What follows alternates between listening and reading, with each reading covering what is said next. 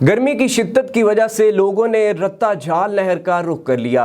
लोग गर्मी की शिद्दत को कम करने के लिए नहर में नहाते रहे।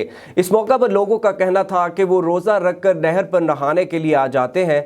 मज़ीद उनका क्या कहना था, आइए इस रिपोर्ट में देखते हैं। जी, इस वक्त हम मौजूद हैं गुजरांवाला रत्ता जाल नहर के ऊपर, जहां पर लोग बड़ी तादाद में नहा रहे हैं।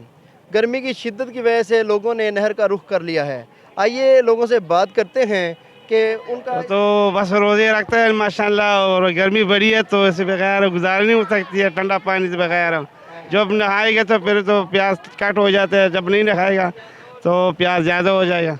हालत में जब नहर पे आते हैं तो हमें नहाकर मतलब बड़ा सुकून फील होता है। जो प्यास की शिद्दत होती है वो कम होती है, मतलब एक राहत सी मिलती है कि चलो जो सुकून था मतलब वो मिल जाता नहाने से। रमज़ान का महीना सर, आपको पता है गर्मी बहुत शिद्दत ज़्यादा बढ़ रही है, इसलिए फ़ारग हो गए यहाँ टाइम गुजारने आते हैं। माशाल्लाह बहुत मज़ा आता है।